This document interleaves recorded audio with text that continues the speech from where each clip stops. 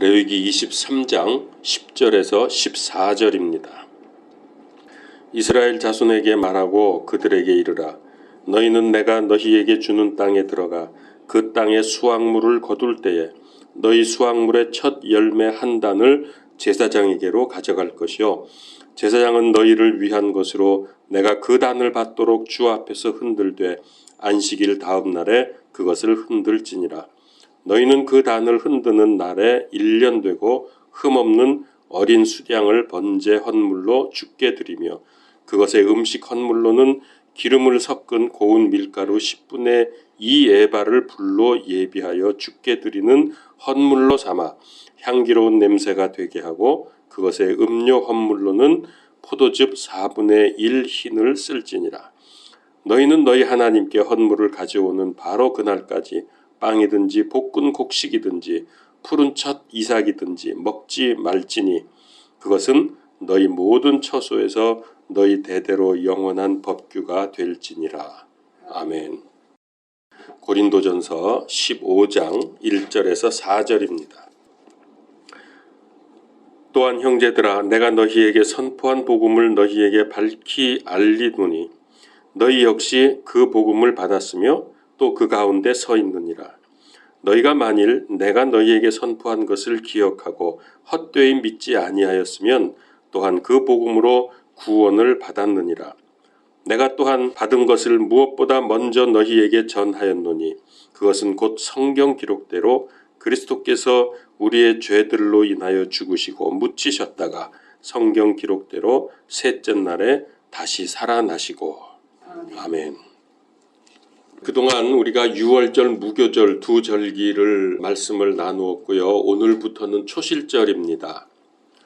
초실이라는 말이 말 그 자체대로 첫 열매라는 뜻입니다. 구약의 이스라엘은 초실절이 되면 처음 수확한 열매, 즉 가장 좋은 열매 한 단을 가져와서 하나님 앞에 흔들어서 요제로 드렸습니다. 이 흔들 요자 쓰죠. 그렇지 하나님께 곡물을 바칠 때 제사를 드릴 때 흔들어 바치는 제사가 있었어요. 그걸 이제 요제라고 그럽니다. 그래서 앞으로는 예표로서의 초실절 그리고 그 의미에 대해서 말씀을 드리겠습니다. 지금부터 약 3,500년 전에 하나님께서 모세를 통해서 십계명을 핵심으로 한 율법과 명절을 지키도록 하셨습니다. 봄 명절은 6월절로 시작이 되는데요. 그게 이제 신학력으로 1월 14일 저녁부터 6월절이 시작이 됩니다. 그래 니산월 14일 그러죠. 저녁부터 6월절이 시작이 되고요. 그리고 그 다음 날 15일은 무교절이 시작이 됩니다. 그리고 그 다음 날 16일은 초실절로 계속해서 하루씩 연결이 되어서 지켜졌습니다. 오늘 레위기 23장 10절에서 14절 말씀을 보았는데요. 이 말씀이 초실절에 관한 말씀입니다. 10절에 보면은 이스라엘 자손에게 말하고 그들에게 이르라. 너희는 내가 너희에게 주는 땅에 들어가 그 땅의 수확물을 거둘 때에 너희 수확물의 첫 열매 한 단을 제사장에게로 가져갈 것이요. 이 첫 열매, 이게 초실입니다. 초실절 지킬 때 그해 농사에서 최초로 수확한 곡식 한 단을 제사장에게로 가져와서 드리게 되는 겁니다. 동시에 어린 양도 같이 드리게 되고요. 수확의 첫 열매를 하나님께 드리는 것은 무슨 의미를 가지고 있는가 하면 그 이후에도 계속 추수가 되지 않습니까? 이게 첫 추수고 계속해서 추수하는 모든 곡식을 하나님께 드린다는 뜻입니다. 그래서 첫 번이라고 하는 것은 전체를 포함하는 의미를 가지고 있습니다. 그리고 14절에 초실절을 지키기 전에는 빵이나 모든 곡식을 먹지 말라고 했습니다. 왜 그랬을까요? 하나님의 절대 주권 그리고 하나님에 대한 은혜를 인정한다는 뜻입니다. 그러니까 옛날에 왜 우리나라에서도 식사하려고 식구들이 둘러앉으면 집에서 제일 최고 어른이 밥숟가락을 먼저 한술 뜨기 전에는 아무도 먼저 먹지 않았습니다. 먹으면 그거는 예의가 없는 거죠. 그것과 비슷한 겁니다. 하나님께 먼저 드리기 전에는 사람이 그걸 먹지 못하는 거예요. 먹으면 안 돼요. 그러면서 이거 대대로 영원히 지킬 법규라고 말씀을 하셨습니다. 초실절은 언제 처음 지켰을까요? 광야에서 초실절을 지킬 수 있었을까요? 안 되죠. 출애굽한 이후에 광야 40년 동안에 뭐 농사를 져야지, 수확을 하지. 그래서 이 초실절은 가나안에 들어가서부터 지킬 수 있었습니다. 그래서 초실절은 약속의 땅에 들어간 이스라엘이 그 땅에서 첫 열매로 거둔 게 보리였거든요. 이 보리를 추수해서 드린 날이 바로 초실절입니다. 이 초실절은 신약에서 부활의 첫 열매인 예수 그리스도를 예표합니다. 오늘 고린도전서를 봤는데 15장 20절, 그러나 이제 그리스도께서 죽은 자들로부터 일어나사 잠든 자들의 첫 열매가 되셨도다. 여기 첫 열매라는 말씀이 나오죠. 어떻게 첫 열매가 됐어요? 예수님이 죽은 자들로부터 다시 살아나서 잠든 자들의 첫 열매가 되셨도다. 21절, 사망이 사람을 통해 임한 것 같이 죽은 자들의 부활도 사람을 통해 임하였나니, 여기서 사람을 통해 임하였다는 것은 예수님, 완전한 인간으로 오신 예수님 말씀입니다. 22절을 보죠. 아담 안에서 모든 사람이 죽는 것 같이 그리스도 안에서 모든 사람이 살게 되리라. 그러나 각 사람이 자기 차례대로 되리니, 이게 이제 부활의 차례가 있는 거예요. 먼저는 첫 열매인 그리스도. 예수님이 부활하시기 전에 인간이 부활한 적은 없습니다. 사람이 죽었다가 다시 살아나는 것을 믿지 못하잖아요. 그러나 예수님이 부활의 첫 열매로 처음 부활하셨을 때 그 다음부터는 이제 부활이 가능해집니다. 그리고 첫 열매는 그리스도요. 그 다음은 그리스도께서 오실 때 그분께 속한 사람들이라. 우리 모든 이 땅의 성도들이죠. 그리고서 24절에 그때의 끝이 오리니 곧 그분께서 모든 치리와 모든 권세와 권능을 물리치시고, 이 악한 권세입니다. 사탄의 악한 권세들을 다 물리치시고 왕국을 하나님 곧 아버지께 넘겨드리실 때라. 예수 그리스도께서 부활의 첫 열매임을 분명히 밝히고 계십니다. 이 고린도전서 15장을 부활장이라고 말합니다. 예수님께서 둘째 아담으로 오셔서 죄 없으신 분이 우리의 죄 때문에 십자가에서 피 흘려 죽으시고 부활하셨습니다. 이와 같이 우리도 죄 때문에 반드시 죽지만은 우리 주님 재림하실 때에 이 사실을 믿고 그리스도께 속한 자들도 예수님처럼 부활하게 될 것입니다. 이 진리를 고린도전서 15장이 아주 명확하게 전체에 걸쳐서 말씀을 하고 있습니다. 그래서 이 장을 부활장이라고 말하죠. 부활 그러면은 가슴이 뛰십니까? 아니면 그까진 거 뭐 별거 있나? 그런 생각이 드십니까? 부활이라고 하는 거는 이건 정말 하나님의 역사와 은혜가 아니면 있을 수 없는 거죠. 부활의 말을 들으면 그게 믿어지고 가슴이 뛰어야 합니다. 그래야 진짜 믿음입니다.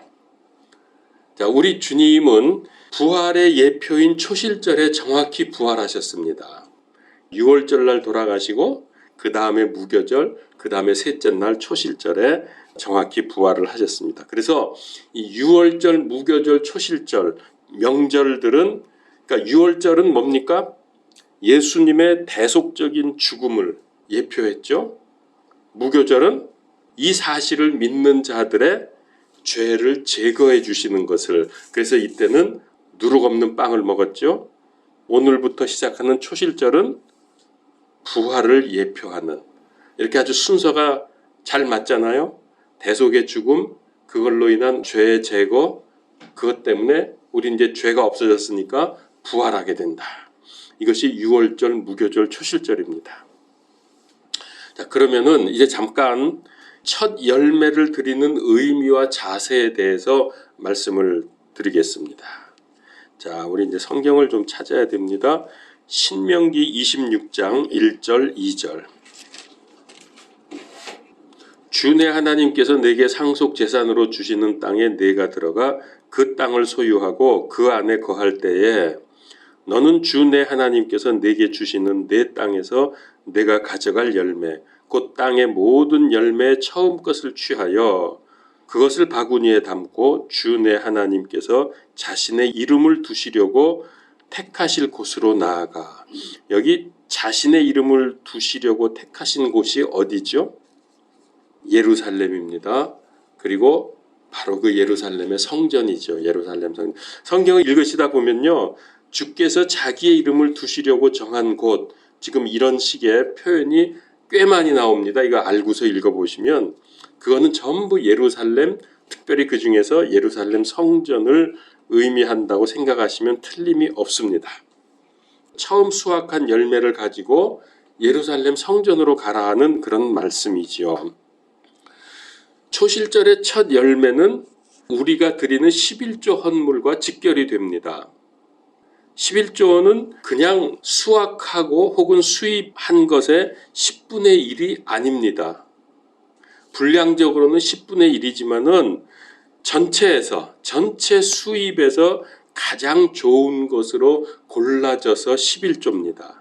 그러니까 곡식 중에서도 좀 비실비실거리는 약간 물렁물렁한 것도 있고 딱딱하게 실한 것들도 있겠죠. 과일 같은 거, 곡식 같은 거 추수하면은 그것들 그냥 아무거나 10분의 1만 뜩 꺼내면 되는 게 아니라 가장 좋은 것, 가장 실한 것으로 모아서 10분의 1이라는 뜻을 가지고 있습니다. 그게 첫 열매예요. 가장 좋은 게. 우리는 곡식의 10분의 1의 이런 의미를 지키는 자세가 중요합니다. 여러분들도 11조 드리시죠? 그래서 전에는 11조를 드릴 때 구겨지지 않은 새 돈으로 골라서 드렸습니다. 옛날에 이제 월급 받으면 11조를 떼는데 아주 제일 깨끗한 돈을 찾아내서 거기서 골라서 드렸거든요. 그러니까 구약의 11조의 의미를, 이 첫 열매의 의미를 가지고 이제 그걸 생각하면서 그렇게 한 거죠. 근데 새 돈이 없다, 다 구겨졌다. 그러면 어떻게 했어요? 다리미로 다렸습니다. 쫙 펴가지고 그걸 갖다가 바쳤어요. 그게 뭐 중요하냐 하겠지만은 구약 11조의 정신을 적용해서 정성껏 드리는 마음이 중요한 겁니다. 사무엘상 16장 7절에 보면은 사람은 외모를 보거니와 나 여호와는 중심을 보느니라. 우리가 어떤 마음이냐, 에이 이거 11조 내라니까 안 낼 수는 없고 10분의 1 뚝 떼가지고 내는 거 하고 하나님 이 모든 것이 주께로부터 왔습니다. 감사합니다 하면서 다 이거를 하나님께로 돌려드리는 마음을 가지고 10분의 1을 구분을 해서 하나님께 드리는 거하고는 하나님이 받으시는 게 달라요. 하나님 우리의 중심을 보신다 그랬어요. 자, 예수님도 사람으로 오시면서 가정에서 태어났잖아요. 요셉의 가정에서 그때 장자로 오셨습니다. 그러니까 첫 열매입니다. 장자로 오셨어요. 첫 열매로 오셔서 십자가에서 하나님께 바쳐졌습니다. 그러니까 이건 뭡니까? 예수님께서 초실절에 드리는 첫 열매가 되었다는 겁니다. 동시에 부활의 첫 열매가 되신 것입니다. 그리고 예수님께서 재림하실 때에 우리가 만약에 그때 죽어 있다면 부활할 것이고 주님 재림하실 때 우리가 아직도 살아 있다면 그대로 변화가 되어서 주님을 맞이하게 됩니다. 잘 아시죠? 그래서 우리가 잘 아는 성경 구절 데살로니가전서 4장 16절에서 17절 주께서 호령과 천사장의 음성과 하나님의 나팔 소리와 함께 친히 하늘로부터 내려오시리니 그리스도 안에서 죽은 자들이 먼저 일어나고 그 뒤에 살아서 남아있는 우리가, 이제 바울은 주님 재림할 때 살아있는 줄 알았죠. 그래서 이렇게 쓴 겁니다. 그 뒤에 살아서 남아있는 우리가 그들과 함께 구름 속으로 채어 올라가 공중에서 주를 만나리라. 그리하여 우리가 항상 주와 함께 있으리라. 그러니까 바울이 얼마나 임박한 재림 사상을 가지고 있었는지 우리가 이거 너무나 잘 알게 되죠. 왜냐하면 주께서 곧 오신다 그랬거든. 너희 중에 죽기 전에 인자가 오는 것을 볼 자도 있으리라 그랬거든. 그 의미는 우리가 다시 잘 생각해서 해야 되지만 어쨌든 이만큼 임박한 재림 사상을 가지고 있었어요. 그런데 2000년이 지난 지금 우리가 여기서 살면서 이 시대에 살면서 재림이고 뭐고 관심도 없다. 올 때 오시겠지. 이런 식으로 신앙생활 한다고 하는 것은 그건 아주 잘못입니다. 지금은 우리가 무엇보다도 재림 신앙을 가질 때예요. 마음에 긴장이 있어야 돼요. 주님 맞이할 준비를 하는 믿음 생활을 해야 되는 겁니다. 그래서 깨어있으라는 말씀을 얼마나 많이 합니까? 그럼에도 불구하고 지금 교회 다니는 교인들 중에서 잠자는 교인들이 너무 많아요. 늘 우리가 좀 긴장을 하면서 믿음 생활을 해야 하겠습니다. 내가 주님 오실 때 어떤 모습으로 받아들일까? 아니면 죽기 전이라도 지금 우리가 마지막 때니까 어떻게 남은 생애를 살아야 할 것이냐 하는 것을 생각하면서 그렇게 실천하면서 사는 것이 이후에 주님을 맞이하는 아주 좋은 자세이고 또 상급도 많아질 것입니다. 신약 성도들이 예수님의 부활을 기뻐하면서 기념하는 이유가 뭡니까? 예수님의 부활이 곧 우리의 부활을 보장하기 때문입니다. 부활의 소망이 초대교회 성도들이 순교를 마다하지 않고 복음을 전할 수 있던 이유가 바로 이겁니다. 그들에게는 부활의 확실한 소망이 있었기 때문에 복음 전하다가 죽어도 좋다는 거예요.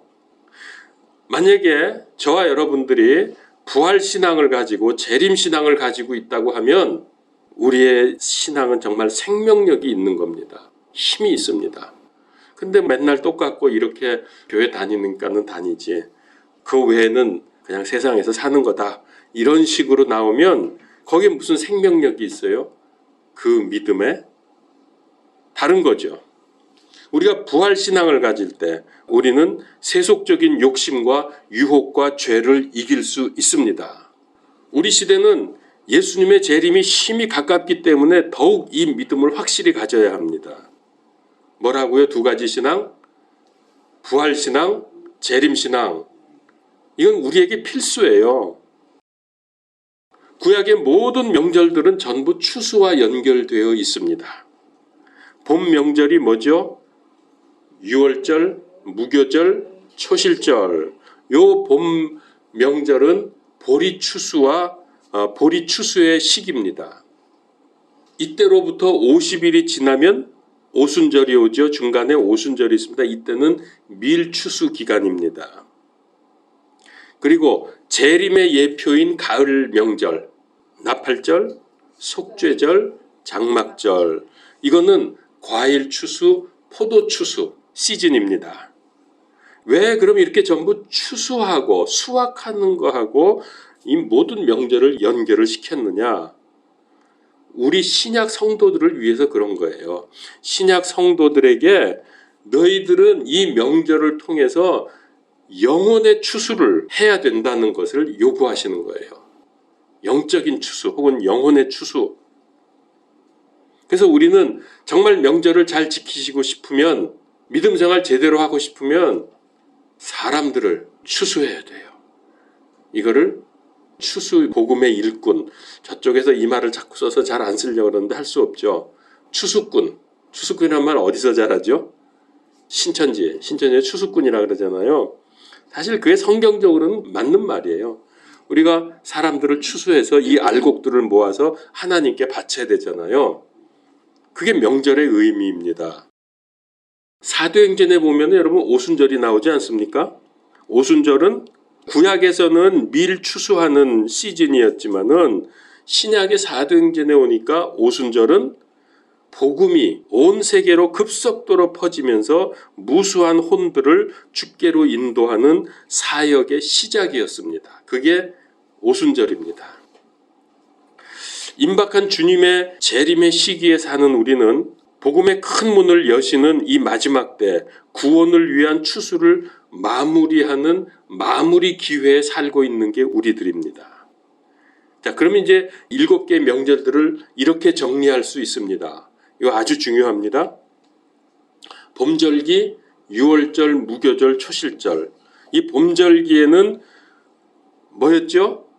예수님의 구원의 복음을 확립한 때입니다. 예수님이 이때 유월절날 십자가 죽으시고 우리 죄를 제거해 주시고 우리가 부활의 소망을 갖게 됐잖아요. 그분이 부활하심으로 해서. 그래서 이게 복음의 핵심 아닙니까? 봄절기가. 십자가의 속죄와 부활. 그래서 이 봄절기 때는 구원의 복음이 확립된 절기입니다. 그 다음에 중간에 있는 오순절에는 이 복음이 온 세계로 전파되는 시작을 알리는 겁니다. 그래서 교회가 확산되지 않습니까? 바울을 통해서 이방으로 복음이 증거되면서 복음이 전파가 시작이 됩니다. 그럼 이 시작됐으면 언제 마무리가 돼요? 그게 가을절기입니다. 나팔절, 속죄절, 장막절, 가을 명절에 복음의 전파가 마무리됩니다. 우리는 지금 이 중에서 어디에 살고 있어요? 마무리 기간이에요. 이제 끝이에요. 이 일에 동참하는 복음 추수의 일꾼으로서 그리스도의 군사, 그리스도의 제자가 되어야 할 책임과 의무가 있습니다. 예수님이 부활하셨습니다. 진실로 부활하셨습니다. 이 말은 초대교회 교인들이 모일 때마다 이 말을 하면서 서로를 격려하고 용기를 북돋워 주었던 인사말입니다. 우리는 어떻게 인사해? 만나면 안녕하세요 혹은 할렐루야 그러죠. 초대교인들은 어떻게 인사했냐? 예수님이 부활하셨습니다. 진실로 부활하셨습니다. 그러면 그 핍박 속에서도 힘을 얻는 거죠. 그래, 복음 전하다가 죽자. 이게 되는 거예요. 지금도 동방교회를 비롯해서 몇몇 교회들이 이렇게 인사말을 한다는 얘기를 들었습니다. 박해받던 시절, 특별히 박해의 상징이 카타콤 아닙니까? 카타콤이 뭐죠? 지하 공동묘지. 땅에 파고서 거기다가 사람들 시체를 집어넣었거든요. 근데 이제 땅을 팔려니까 파기가 쉬운 거. 딱딱한 땅은 잘 안 파지니까 물이 부어지면은 파기가 쉬워진대요. 이제 그런 땅을 이제 해가지고 거기다 땅을 깊이 파가지고 계속 동굴 만들어서 들어가면서 계속 시체를 거기다 집어넣었거든요. 그래서 이걸 카다곰이라고 말을 합니다. 지하 공동묘지. 근데 초대교회 교인들이 핍박이 너무나 심하니까 도망가다가 숨다가 어디로 갔냐? 지하 공동묘지로 들어간 거예요. 거기가 이제 굴이 파여 있고 그 안으로 들어가면 이제 시체 넣는 이렇게 큰 방들이 계속 있거든요. 그 안에 들어가서 숨어 있는 거예요. 그러니까 거기는 잘 못 들어와. 그리고 거기 누가 이제 잡으러 들어오겠어요. 그 공동묘지 막 시체 썩고 막 그러는 데인데. 그러니까 거기가 안전하다 생각이 돼서 초대교인들이 땅속으로 들어간 거예요. 공동묘지 속으로. 그 안에서 얼마나 예배를 열심히 드렸습니까? 하나님께. 거기가 어떤 곳이라고요? 시체들이 가득 쌓여 있고 그리고 그 안에서 나오지 못하고 죽는 사람도 많았어요. 평생에 나오지 못하고 햇빛 못 보고 죽은 사람도 있어요. 거기서 태어나서 거기서 죽은 사람들도 있습니다. 시체가 많이 있고 그 안에서 죽어가는 사람들이 그렇게 많은데 이처럼 모일 수 있는 큰 홀이 있어요. 그 이제 요즘에 발굴이 많이 돼서 이제 들어가 보면은 그리고 이제 거미줄처럼 굴들이 연결되어 있는데 그 홀에 땅 속에 있는 홀에 기독교인들이 모여서 예배드리고 또 흩어지고 이렇게 했는데 그때도 그 죽음 속에서 예배드리면서도 한 말이 뭐냐? 모이면은 예수님께서 부활하셨습니다. 진실로 부활하셨습니다. 자, 부활신앙, 재림신앙, 부활소망. 이게 너무나 확실했기 때문에 그들은 의연하게 이 박해 속에서도 이 믿음으로 맞설 수가 있었고 또 환난과 핍박을 견뎌낼 수 있었습니다. 이제 여러분 마지막 때에 복음의 큰 문이 열리지만은 그거 그렇게 길지 않습니다. 그래서 그 기간 동안 우리는 목숨 걸고 복음을 세계에 전해야 되는데 그 기간이 끝나면 어마어마한 핍박이 옵니다. 로마 시대의 핍박은 그건 비교가 안 될 정도입니다. 그런 핍박이 올 텐데 만약에 그때 아직 살아있다면 여러분 어떻게 해야 되겠어요? 주께서 부활하셨습니다. 진실로 부활하셨습니다. 이러면서 주님 부르시는 때까지 우리는 살아야 되는 거예요. 물론 그 기간은 우리 믿는 사람들은 길진 않습니다. 그러나 절대로 그때 내 신앙이 무너지거나 타협하거나 뛰어나가가지고 잘못했다고 이러면 안 되는 거예요. 그래서 이 부활신앙은 믿는 사람들이 믿고 따르는 가장 중요한 신앙의 내용이며 교리입니다. 여러분, 그래서 오늘은 이 두 가지를 꼭 기억하십시오. 부활신앙, 재림신앙. 예수 그리스도의 부활은 예수 그리스도의 십자가와 함께 복음의 핵심입니다. 복음의 핵심이 뭐예요? 십자가와 부활 아닙니까? 이 둘 중에 어느 하나도 없어지면 그건 복음이 아니죠. 그래서 오늘 본문 말씀 뭐죠? 고린도전서 15장 1절에서 4절. 제가 다시 한번 읽겠습니다. 잘 들어보세요. 또한 형제들아, 내가 너희에게 선포한 복음을 너희에게 밝히 알리노니 너희 역시 그 복음을 받았으며 또 그 가운데서 서 있느니라. 너희가 만일 내가 너희에게 선포한 것을 기억하고 헛되이 믿지 아니하였으면 또한 그 복음으로 구원을 받았느니라. 믿었으면 구원 받는 거예요. 행함이 있어야 되는 게 아니에요. 또 내가 또한 받은 것을 무엇보다도 너희에게 전하였노니 그게 뭐냐? 그것은 곧 성경 기록대로 그리스도께서 우리의 죄들로 인하여 죽으시고 묻히셨다가 성경 기록대로 셋째 날 다시 살아나시고. 자, 여기 복음의 큰 아주 핵심적인 두 가지 요소를 말씀하고 있죠. 우리의 죄 때문에 십자가에서 죽으시고 셋째 날 부활하셨다. 근데 이게 모두 성경대로 그렇게 됐다는 거예요. 여기서 성경대로가 무엇을 말하는 거예요? 어디 성경대로? 구약의 중에서도 특별히 요즘에 우리가 하고 있는 절기, 유월절을 통해서 예수님의 죽음을 자세히 봤잖아요. 그래, 이게 다 성경에 있는 거예요. 성경 기록대로 죽으시고 묻히셨다가 성경 기록대로 셋째 날 다시 살아나셨다. 살아나신 건 또 어디 성경에 있어요? 그게 바로 오늘 아닙니까? 초실절, 부활. 다 성경에 있는 거예요. 구약 성경에. 그대로 하셨다는 거예요. 이게 복음입니다. 십자가와 부활. 자, 그리고서 계속해서 이렇게 말씀하십니다. 찾아보세요. 고린도전서 15장에 지금 제가 1절에서 4절을 읽었고요. 조금 띄어서 12절에서 22절. 이제 그리스도께서 죽은 자들로부터 일어나셨다고 선포하였거늘 너희 가운데 어떤 자들은 어찌 죽은 자들의 부활이 없다고 말하느냐? 만일 죽은 자들의 부활이 없으면 그리스도께서 일어나지 아니하셨느니라. 또 그리스도께서 일어나지 아니하셨으면 우리의 선포하는 것이 헛것이요 너희의 믿음도 헛것이며. 그러니까 부활이 없으면 이거 다 헛겁니다. 이거 사기입니다. 참으로 우리가 하나님께 대한 거짓 증인으로 드러나리니 이는 우리가 그분께서 그리스도를 일으키셨다고 하나님에 대해 증언하였기 때문이라. 만일 죽은 자들이 일어나지 아니하면 그분께서 그리스도를 일으키지 아니하셨느니라. 만일 죽은 자들이 일어나지 아니하면 그리스도께서 일으켜지지 아니하셨느니라. 또 그리스도께서 일으켜지지 아니하셨으면 너희의 믿음이 헛되고 너희가 여전히 너희 죄들 가운데 있으며 따라서 그리스도 안에서 잠든 자들도 멸망하였느니라. 만일 우리가 이 세상 삶을 사는 동안에만 그리스도 안에서 소망을 갖는다면 모든 사람들 중에서 우리가 가장 비참한 자니라. 부활 못하면 우린 세상에서 가장 비참한 자예요. 부활 믿고 있다가 부활 못했으니까. 그러면서 정말 세상 사람들 즐기고 놀고 자기네들 하고 싶은 할 때 우리는 그거 못했잖아요.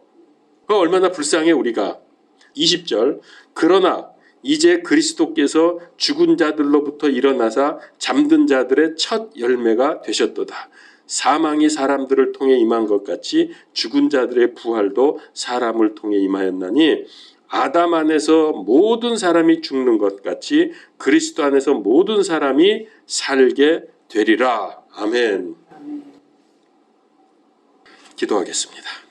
하나님, 우리에게 이 구약의 예표, 명절들을 통해서 확실하게 복음을 깨닫게 하시고 오늘 이 말씀을 통해서 부활신앙, 재림신앙을 갖게 하신 것을 감사합니다. 이 믿음을 우리가 잃지 말게 하시고 이 믿음으로 세상 이기며 이 믿음으로 복음 전하며 올바르게 하나님 앞에서 믿음 생활하게 하여 주시옵소서. 예수 그리스도 이름으로 기도하옵나이다.